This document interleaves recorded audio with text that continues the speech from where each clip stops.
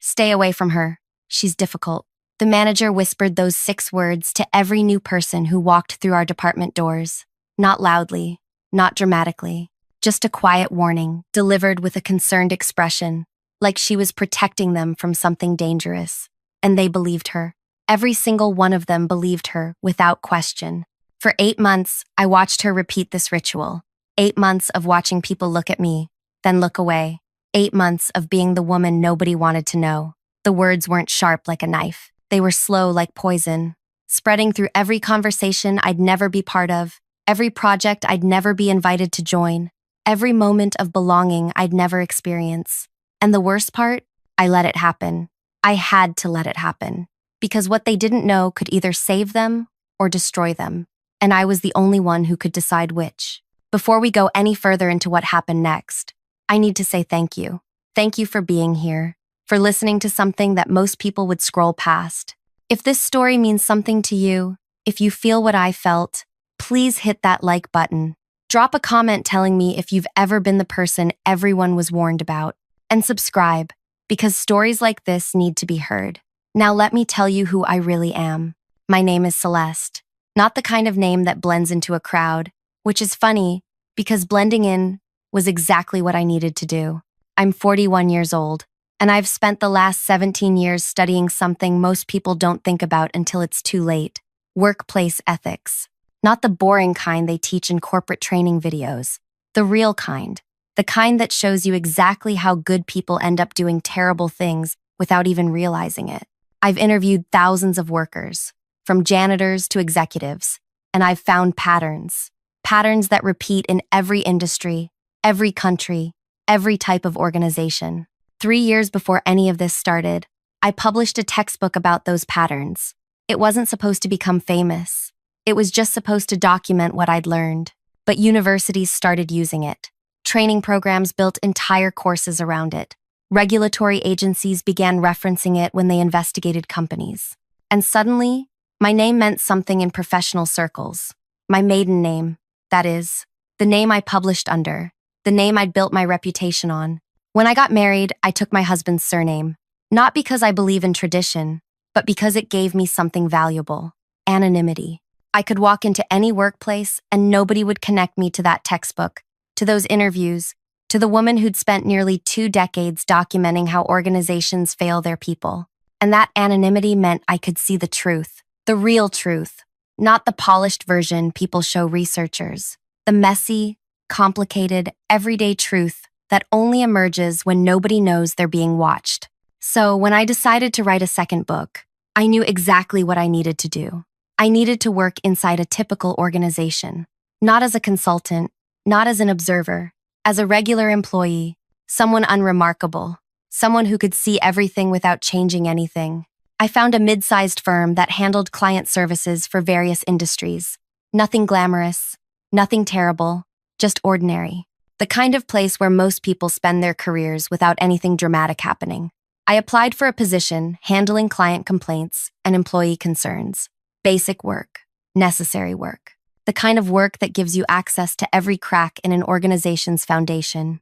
During my interview, I met with the director first, Roderick, a man in his late 50s who'd built the organization from 8 employees to nearly 200.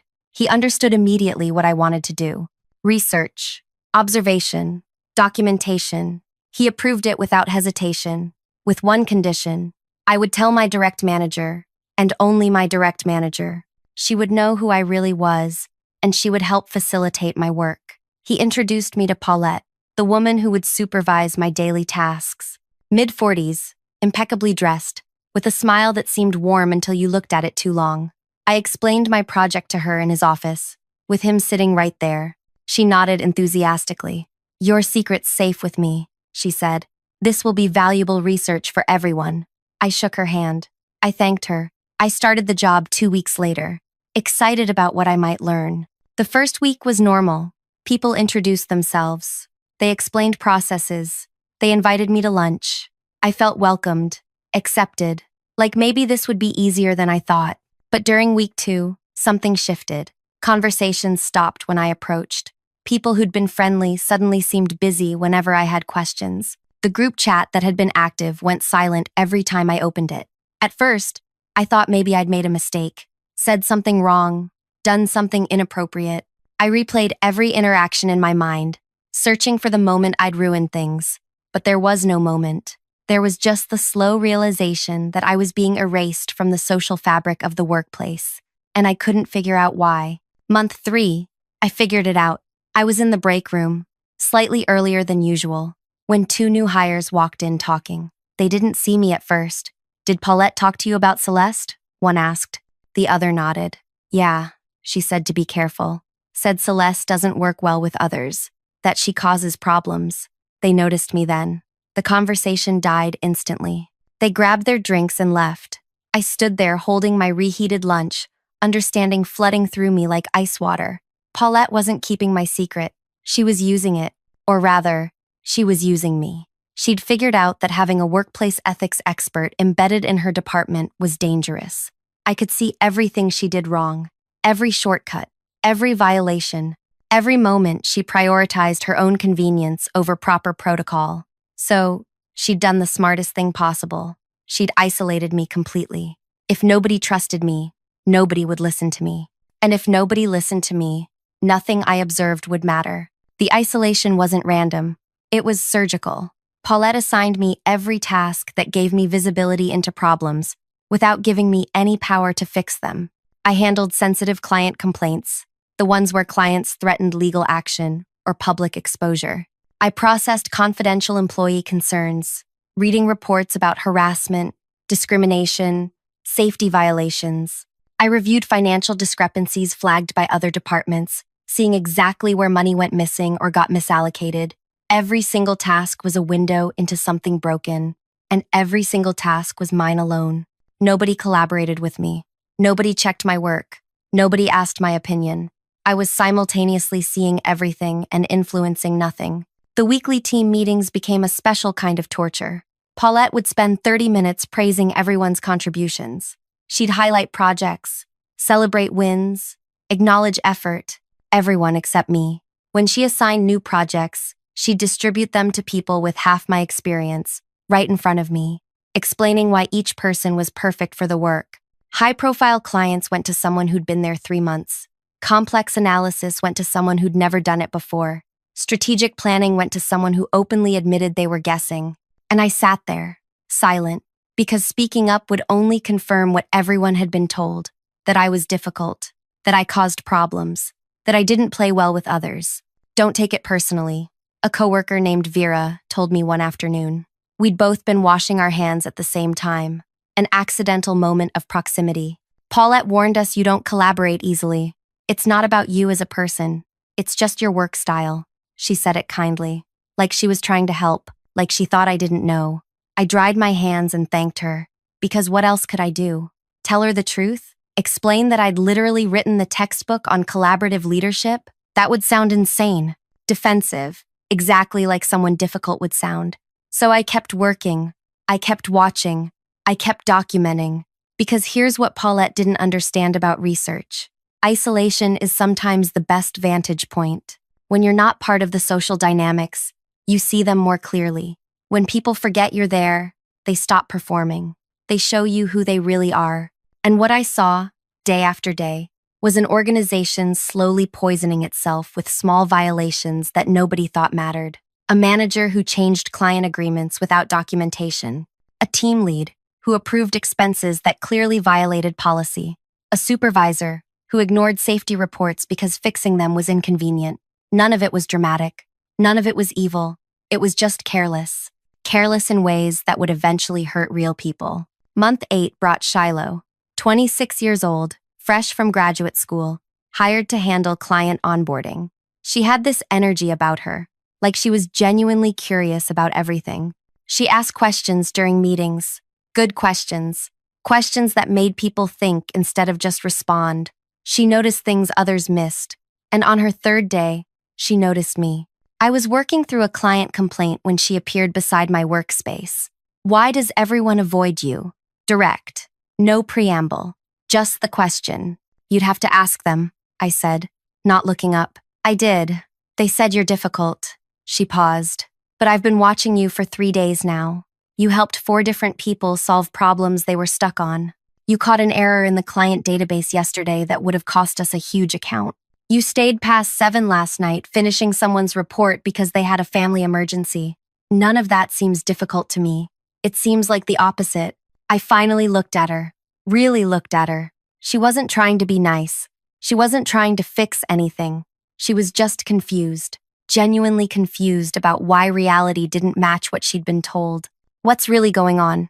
she asked. I wanted to tell her, wanted to explain everything, but the truth sounded impossible, so I just shook my head.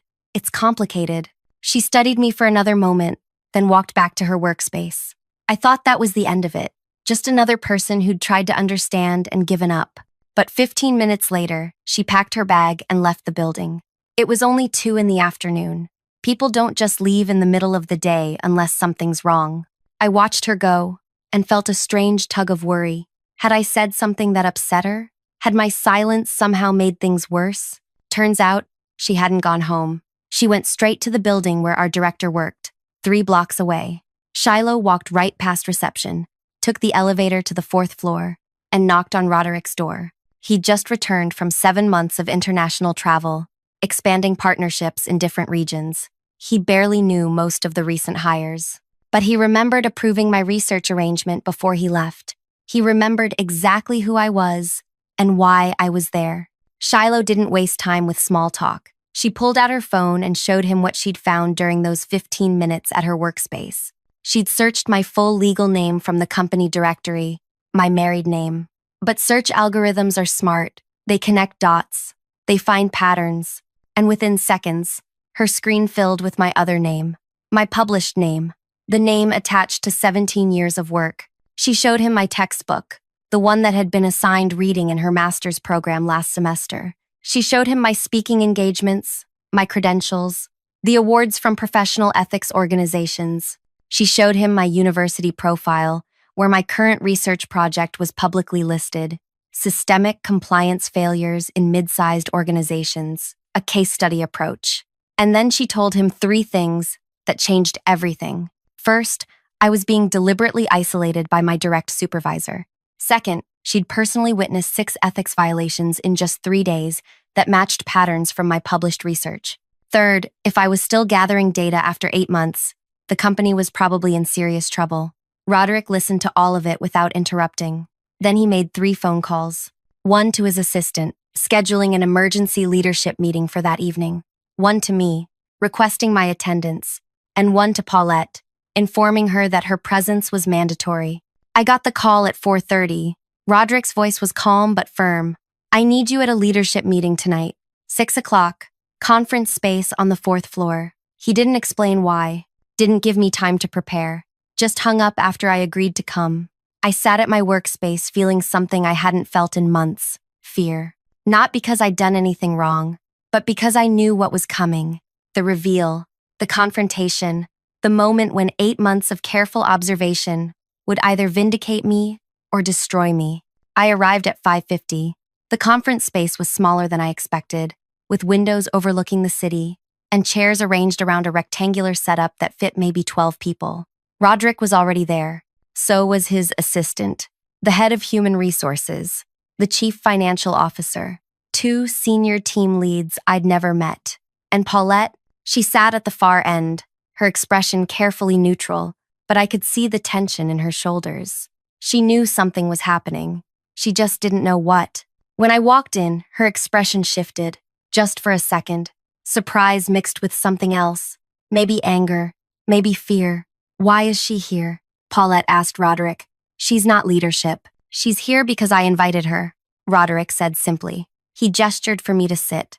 I chose a chair near the middle, not too close to anyone. Shiloh entered a moment later, looking slightly nervous but determined. She sat near Roderick, clearly his ally in whatever was about to happen. Roderick started without preamble. "Celeste, I understand you've been conducting research during your time here. Research I approved 8 months ago. Can you update us on what you've found?" The room got very quiet. Everyone except Roderick and Shiloh looked confused. Paulette looked like she'd swallowed glass. This was the moment I'd been preparing for since I started. The moment where I could either burn everything down or build something better. I'd documented violations. I had names, dates, specific incidents that violated not just company policy, but actual regulations. I could end careers right there, could justify every lonely lunch, every ignored contribution, every whispered warning about how difficult I was. Instead, I said, I've found enough material for 3 chapters of my next book. Would you like to hear them? Wait, Paulette interrupted. What research? What book? What is she talking about? She looked at Roderick. You approved this? I did, Roderick confirmed. Before I left for my overseas work, I thought I'd briefed you. Perhaps that conversation got lost in the transition. He hadn't briefed her. We both knew it. He'd told her directly, in his office, with me sitting right there. But he was giving her an exit, a way to claim ignorance, instead of admitting deliberate sabotage. She didn't take it. This is exactly why I warned people about her, Paulette said, her voice rising slightly. She's been spying on us, collecting information to use against us. This whole time she's been pretending to work, while actually, I've been working, I said quietly. Every task you assigned me, every complaint you had me handle, every concern you asked me to process, every discrepancy you told me to review, I completed all of it, on time, accurately, and yes, I learned from all of it. That was the point. The point, Paulette said slowly, was to trap us, to document our mistakes, so you could expose us. No, I said. The point was to understand how typical organizations function when nobody's performing for observers. You knew that 8 months ago when Roderick introduced us. Her face went pale. She'd forgotten that detail, forgotten that she'd been part of the original conversation. She tried to recover. I thought you were just observing general patterns, not collecting evidence. I don't collect evidence, I said. I observe patterns. There's a difference. Roderick leaned forward. What would you recommend, Celeste? Based on what you've observed. This was it, the fork in the road. I could recommend investigations, audits, terminations. I could present my findings as a prosecutor presents a case, or I could do what I'd actually spent 17 years learning to do, teach. I recommend education, I said. A comprehensive training series, 6 sessions, 2 hours each, covering the most common ethics violations I've observed across multiple organizations, including this one, delivered by me, using real scenarios from my research.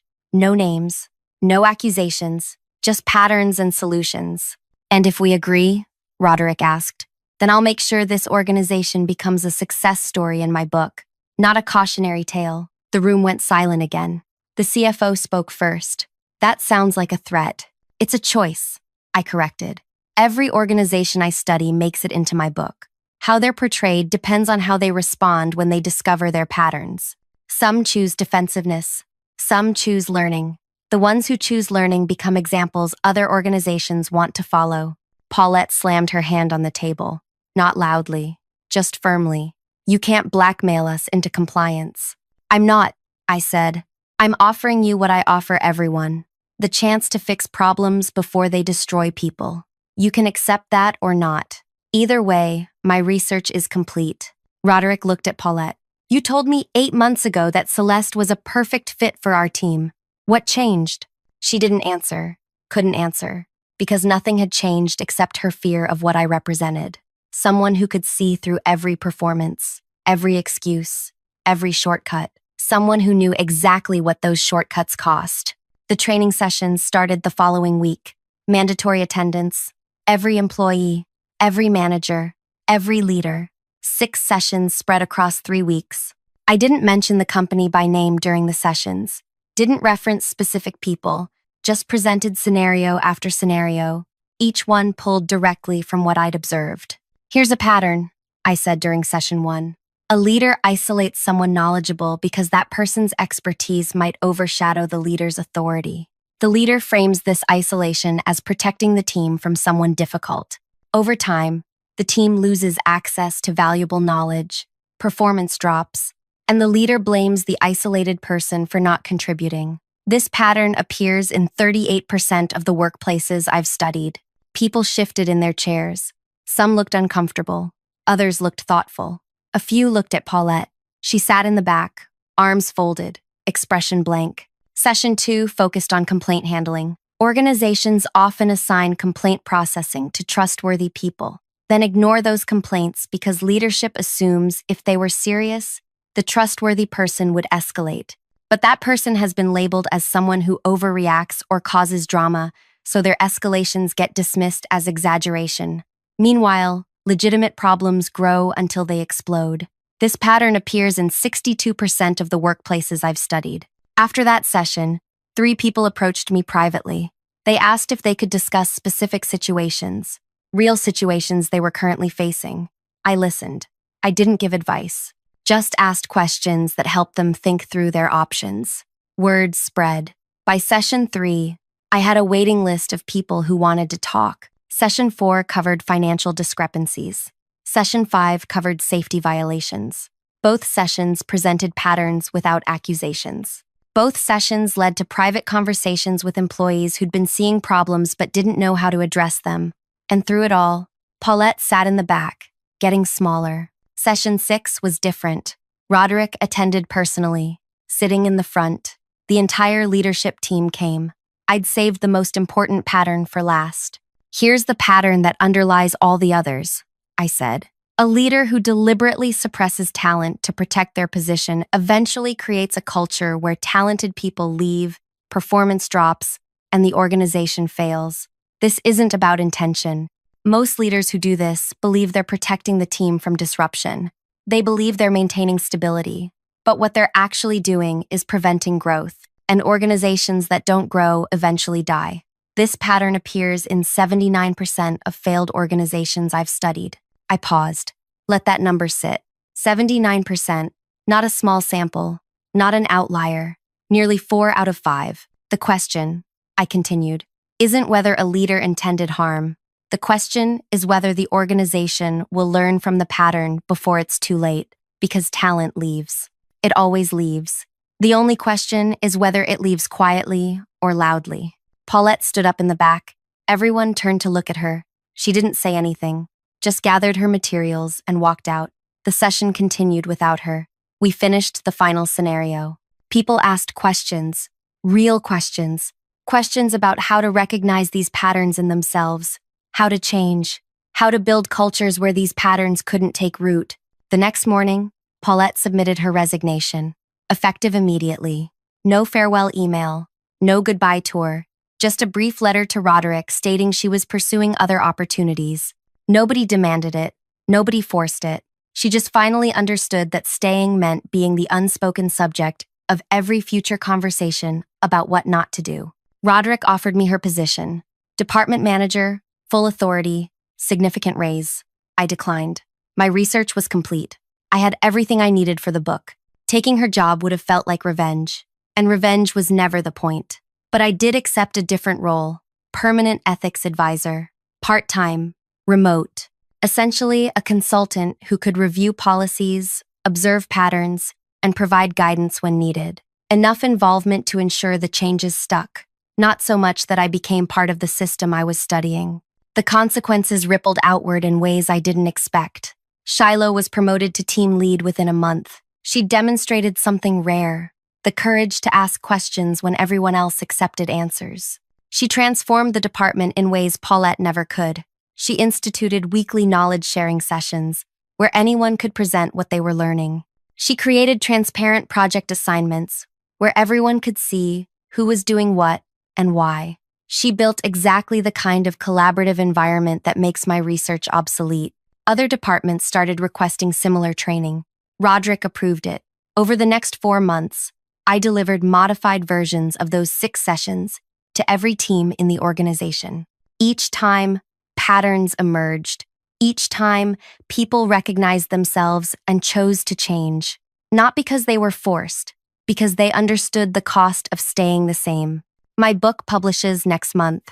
Chapter 7 features this organization, not as a failure, not as a villain, as proof that organizations can choose learning over defensiveness, as evidence that patterns can be broken when people decide truth matters more than comfort.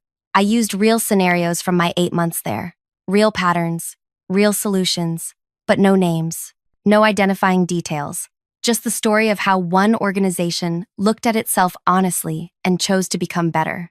The advance copies went out last week to reviewers and early readers. One of them emailed me yesterday. She teaches organizational psychology at a university.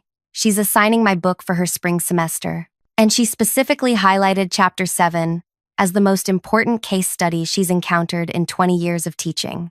This, she wrote, is what transformation actually looks like.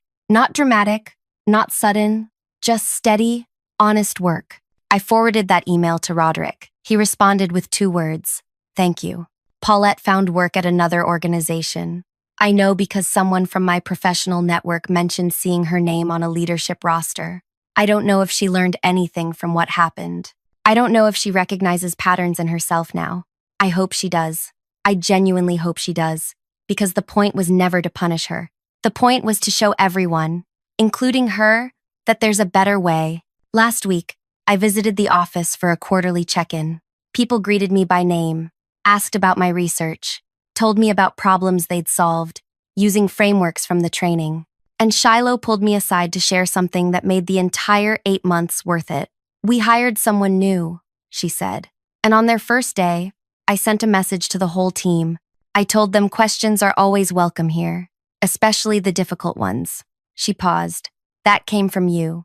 From watching you sit alone for months, asking difficult questions nobody wanted to hear. Thank you for teaching us that difficult doesn't mean wrong." I think about those 6 words often. Stay away from her. She's difficult. Paulette meant them as a warning, as a way to protect herself from accountability. But in the end, they became something else entirely. They became proof that the most important voices are often the ones people try hardest to silence.